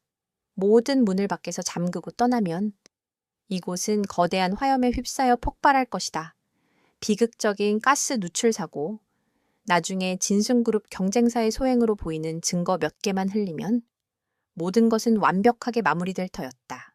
잘 가. 이수연, 지옥에 가서 네 아비에게 안부나 전해줘. 서연은 마지막으로 경멸의 눈빛을 던지고는 창고를 나갔다. 쿵. 육중한 철문이 닫히고 밖에서 자물쇠가 걸리는 소리가 들렸다. 수연은 혼자 남겨졌다. 창고 안은 빠르게 유독 가스로 채워지고 있었다. 숨을 쉴 때마다 머리가 아찔해달해 왔다.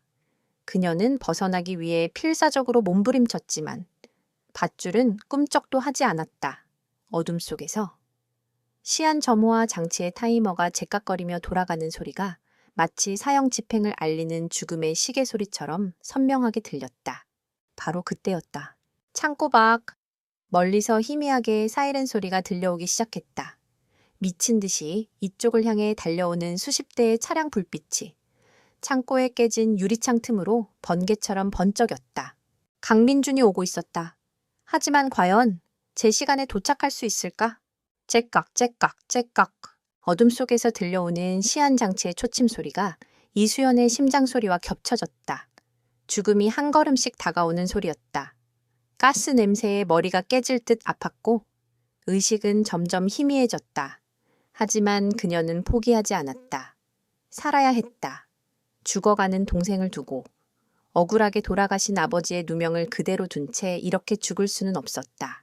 그녀는 의자의 날카로운 모서리에 밧줄로 묶인 손목을 미친 듯이 비볐다.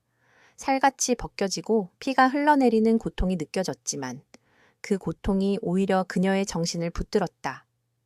1분, 아니 30초라도 더 버텨야 했다. 한편 창고를 향해 질주하는 도로 위는 전쟁터와 같았다. 강민주는 직접 운전대를 잡고 있었다. 그의 차는 총알처럼 어둠을 꿰뚫고 달렸다. 보안팀장의 다급한 보고가 블루투스 이어셋을 통해 계속해서 들려왔다. 회장님, 현장에 가스 누출이 심각합니다. 소방 당국에 연락했지만 폭발 위험 때문에 접근이 어렵다고 합니다. 제발 무모한 짓은 낙지요? 강민준의 목소리는 강철처럼 차가웠다. 그의 머릿속에는 오직 하나의 생각뿐이었다. 이수연을 구해야 한다.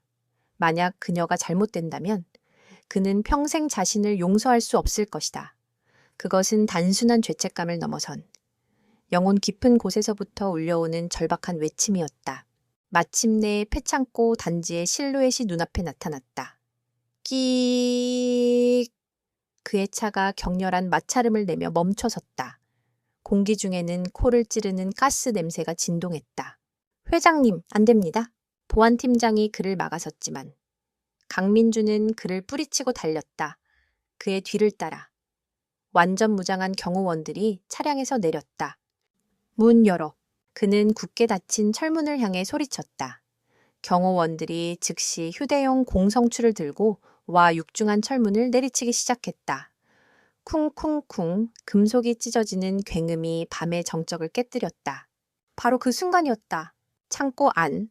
시한장치의 타이머가 마침내 마지막 숫자에 도달했다. 작은 스파크가 튀었고 그것은 순식간에 창고 안에 가득 찬 가스와 만나 거대한 화염으로 변했다. 쿠앙! 엄청난 폭발음과 함께 창고의 뒷부분이 거대한 불덩어리에 휩싸였다. 폭발의 충격파가 철문을 종잇장처럼 구겨버리며 바깥에 있던 사람들을 덮쳤다. 강민주는 몇 미터를 날아가 땅에 나뒹굴었다. 그의 팔에 파편이 박혀 피가 뿜어져 나왔지만 그는 고통을 느낄 새도 없었다. 이수연, 그는 그녀의 이름을 부르짖으며 불타오르는 지옥 속으로 뛰어들었다. 건물이 붕괴하기 시작했고 불타는 기둥들이 그의 주위로 비처럼 쏟아져 내렸다. 회장님, 경호원들이 비명을 지르며 그의 뒤를 따랐다. 강민주는 미친 사람처럼 화염 속을 헤치고 나아갔다. 그리고 마침내 그녀를 발견했다. 폭발의 충격으로 의자는 부서졌지만 불타는 대들보가 그녀의 다리 위로 떨어져 그녀를 꼼짝 못하게 만들고 있었다. 그녀는 희미하게 의식이 남아 있었지만 짙은 연기 속에서 가쁜 숨을 몰아쉬고 있었다. 수연아, 그는 자신도 모르게 그녀의 이름을 불렀다. 그는 초인적인 힘으로 불타는 대들보를 들어 올렸다. 그리고는 칼로 그녀를 묶고 있던 밧줄의 잔해를 끊어냈다. 그는 연약하게 축 늘어진 그녀의 몸을 품에 안았다. 마치 세상에서 가장 소중한 보물을 다루듯 조심스럽게 그가 그녀를 안고 지옥 같은 창고를 빠져나오는 순간 등 뒤에서 건물의 지붕이 굉음과 함께 무너져 내렸다. 창고 밖은 이미 아수라장이 되어 있었다. 소방차와 경찰차가 사이렌을 울리며 도착했고 그 불빛이 모든 것을 혼란스럽게 비추고 있었다. 그리고 그 혼란의 중심에 박서연이 서 있었다. 그녀는 자신의 걸작이 완성되는 것을 직접 보기 위해 멀리서 차를 세우고 상황을 지켜보고 있었다. 그런데 절대 살아나올 수 없다고 생각했던 강민준이 죽었어야 할 이수연을 안고 불길 속에서 걸어 나오는 것을 보고는 경악을 금치 못했다.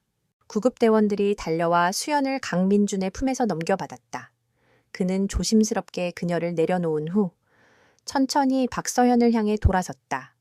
그의 얼굴은 검댕과 피로 얼룩져 있었지만 그의 눈은 지옥의 불길보다 더 뜨겁게 타오르고 있었다. 왜? 그의 목소리는 끓어오르는 용암처럼 낮고 위험했다. 어째서 내 형을 죽인 거지? 그의 질문에 박서연의 이성이 마침내 끊어졌다. 모든 것이 끝났다는 것을 직감한 그녀는 히스테릭하게 소리치기 시작했다. 민혁 오빠는 날 사랑하지 않았어, 감히.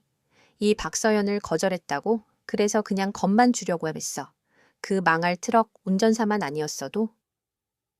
그 늙은이가 갑자기 끼어들지만 않았어도 모든 건 완벽했어. 그녀는 모든 것을 자백했다. 자신이 고의로 이동진의 트럭 앞으로 끼어들어 사고를 유발했다는 사실을.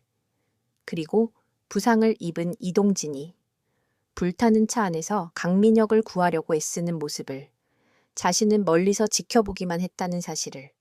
그리고 그 모든 증거를 없애고 이동진에게 모든 죄를 뒤집어 씌웠다는 사실까지.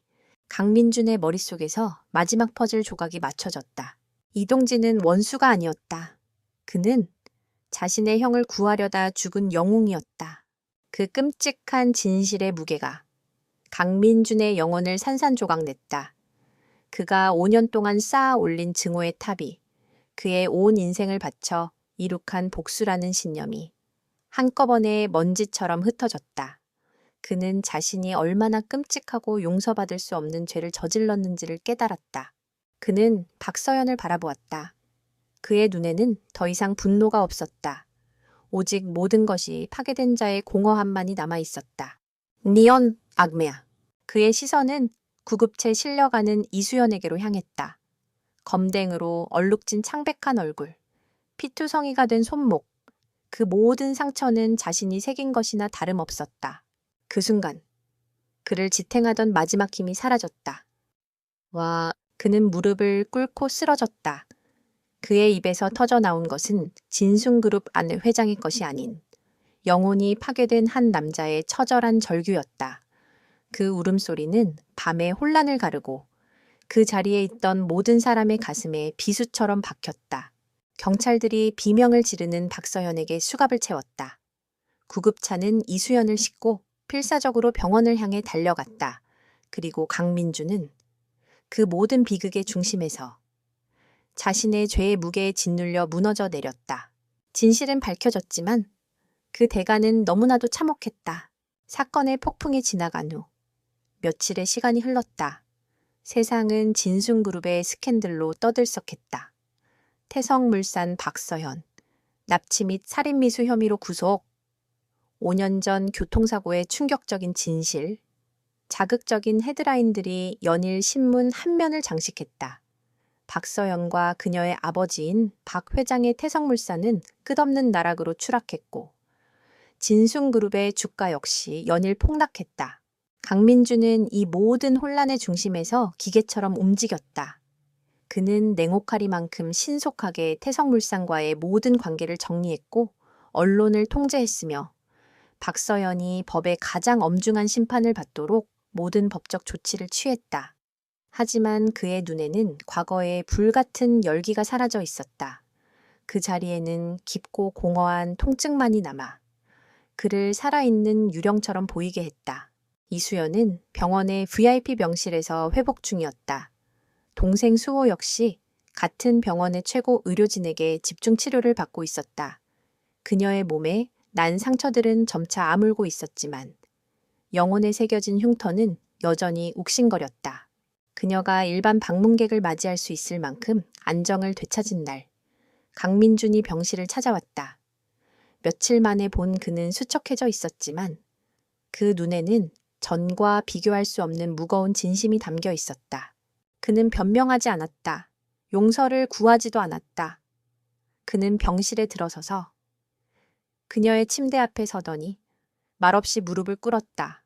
그리고는 한국의 전통 예법에서 가장 깊은 사죄와 존경을 의미하는 큰절을 올렸다. 그의 이마가 차가운 병원 바닥에 닿았다. 진순그룹의 제왕이 한 여자 앞에서 자신의 모든 것을 내려놓은 순간이었다. 당신의 아버지는 영웅이셨습니다. 그가 고개를 들었을 때 그의 목소리는 심하게 갈라져 있었다. 그리고 저는 그 영웅의 따님에게 평생 씻을 수 없는 죄를 지었습니다. 미안합니다. 정말 미안합니다. 그의 눈에서 뜨거운 눈물이 흘러내렸다.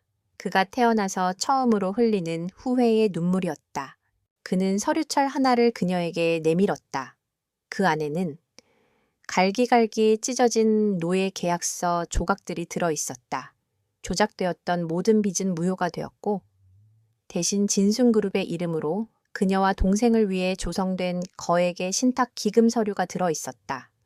그것은 그녀의 아버지가 겪은 부당한 박해에 대한 공식적인 사죄이자 보상이었다. 또한 이동진의 이름을 공식적으로 복권시키고 그를 강민혁을 구하려다 사망한 영웅으로 기리는 내용의 언론 발표문 초안도 포함되어 있었다. 마지막 장에는 진순그룹 산하에 그녀의 이름을 딴 독립 브랜드를 설립하고 그녀를 모든 크리에이티브 권한을 가진 수석 디자이너로 임명한다는 새로운 고용 계약서가 들어 있었다. 수연은 말없이 그의 고백을 듣고 서류들을 내려다보았다. 모든 것이 제자리로 돌아왔다. 아버지의 명예는 회복되었고 동생의 미래는 보장되었으며 그녀의 재능을 펼칠 기회까지 주어졌다. 하지만 그 대가로 그녀가 치른 희생은 너무나도 컸다. 몇 달간의 굴욕적인 시간들. 불길 속에서의 공포, 그의 증오에 찬 눈빛. 그 기억들이 돈이나 명예로 과연 지워질 수 있을까? 그녀는 텅 빈 눈으로 그를 바라보았다. 나가주세요. 분노도 원망도 아니었다. 그저 모든 감정이 소진되어 버린 사람의 조용한 거절. 그 한마디는 그 어떤 비난보다 날카롭게 강민준의 심장을 파고들었다. 그는 포기하지 않았다. 그녀의 용서를 얻는 것. 그것이 그의 삶에 남은 유일한 목표가 되었다. 그는 수호의 치료에 모든 것을 쏟아부었다. 세계 최고의 의료진을 수소문하고 최신 치료법을 도입했다. 수연이 쉬는 시간에는 의식도 없는 수호의 침대 곁을 지키며 동화책을 읽어주었다. 그것은 보여주기 위한 행동이 아니었다. 형을 구하려 했던 영웅의 가족에게 자신이 할 수 있는 최소한의 도리라고 생각했다. 그는 그녀의 이름 SY 리를 딴 패션 브랜드를 실제로 론칭했다. 그리고 수석 디자이너의 사무실을 호화롭게 꾸며놓고 주인이 돌아오기만을 기다렸다. 언론 앞에서는 자신의 과거 판단착오와 과오를 모두 인정하며 고개를 숙였다. 진순그룹의 명예는 실추되었지만 그는 기꺼이 그 대가를 치렀다. 수연은 이 모든 것을 조용히 지켜보았다. 그의 진심을 의심하지는 않았다. 그의 고통이 얼마나 깊은지도 알 수 있었다. 마음 한구석이 흔들리는 것을 느꼈지만 동시에 숨이 막혀왔다. 그의 곁에 있는 한. 그녀는 영원히 피해자일 수밖에 없었다. 그의 죄책감은 그녀를 올가매는 또 다른 황금 세장이었다. 그녀는 깨달았다. 이 상처를 치유하기 위해서는 그의 세상에서 벗어나야만 했다. 수호의 상태가 안정되고 일반 병실로 옮겨진 어느 날 아침, 그녀는 결심을 실행에 옮겼다. 그녀는 편지 한 통을 남겼다. 그것은 용서의 편지도, 원망의 편지도 아니었다. 그를 놓아주는, 그리고 자신을 해방시키는 편지였다. 회장님께 제 아버지의 명예를 되찾아 주시고 제 동생을 살려주셔서 감사합니다. 그 은혜는 평생 갚지 못할 겁니다. 하지만 우리 사이에 남은 고통의 빚은 제가 더 이상 짊어지고 갈 수 없을 것 같습니다. 저는 이제 숨을 쉴 수 있는 곳을 찾아 떠나려고 합니다. 부디 저를 찾지 말아주세요. 강민준이 편지를 발견했을 때 병실은 텅 비어 있었다. 그가 조성한 신탁 기금은 조금도 사용되지 않은 채 그대로 남아 있었다.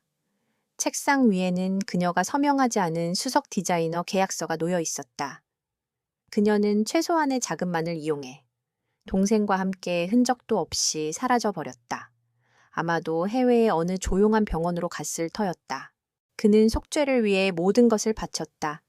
하지만 그가 가장 원했던 단 한 가지, 그녀의 용서와 존재는 허락되지 않았다.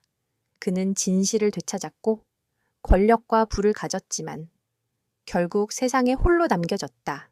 강민주는 텅 빈 병실에 서서 그녀의 편지를 손에 쥔 채 망견자실했다. 그녀의 부재가 주는 고통은 과거의 증오가 주었던 고통보다 100배는 더 지독하고 아팠다. 진실을 향한 전쟁은 끝났지만 그에게 내려진 진짜 형벌은 이제 막 시작되고 있었다. 그로부터 2년의 시간이 흘렀다. 강산이 변하기에는 부족했지만 한 사람의 세상이 송두리째 바뀌기에는 충분한 시간이었다. 스위스의 작고 평화로운 도시 인터라켄 융프라우의 만년설이 비치는 툰 호숫가에 이수연은 자신만의 작은 세상을 꾸렸다. 그녀는 더 이상 과거의 상처에 갇혀 사는 희생양이 아니었다. 아틀리에수 에테리에소라는 작은 부티크를 열고 자신의 이름으로 세상과 소통하기 시작했다.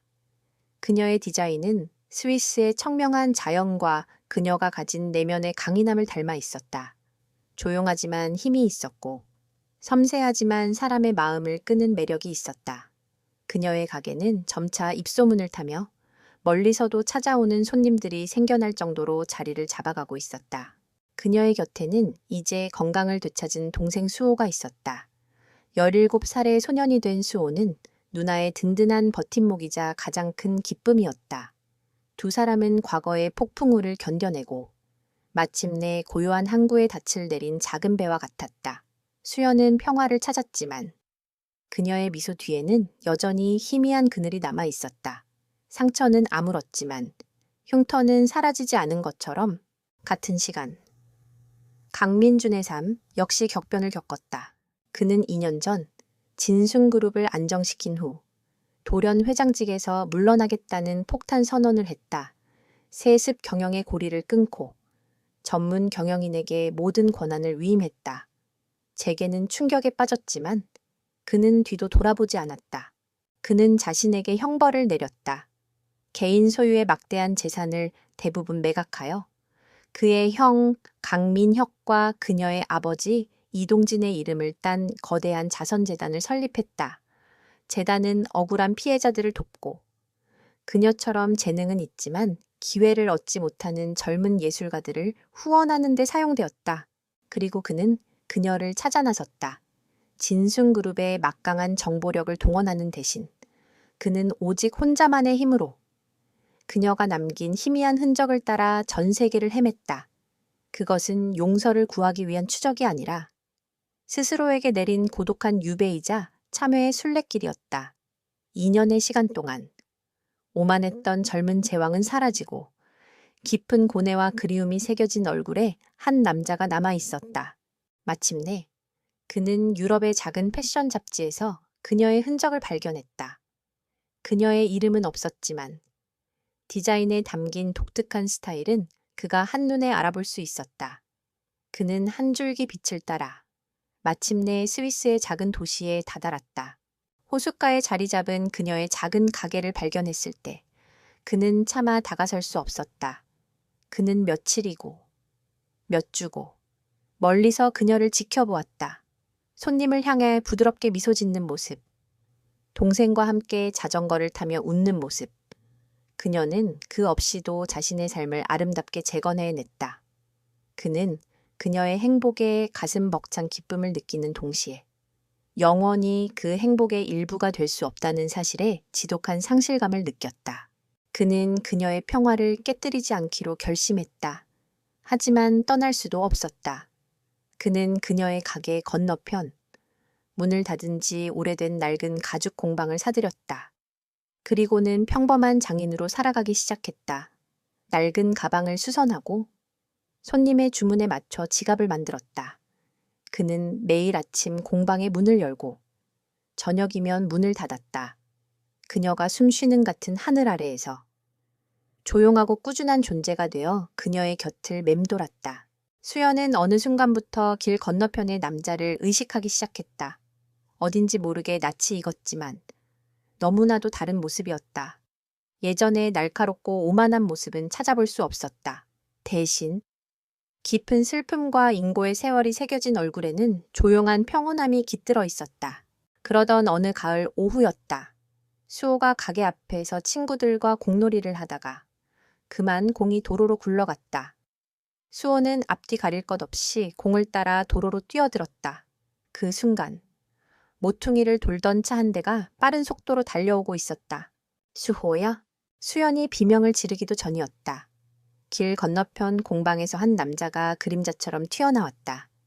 그는 믿을 수 없는 속도로 수호를 끌어안고 인도로 몸을 굴렸다. 차는 아슬아슬하게 두 사람을 비껴 지나갔다. 수연은 심장이 멎는 것 같은 기분으로 달려갔다. 다행히 수호는 조금 놀랐을 뿐 다친 곳은 없었다. 그녀를 구해준 남자가 몸을 일으켰을 때 수연은 그와 정면으로 마주쳤다.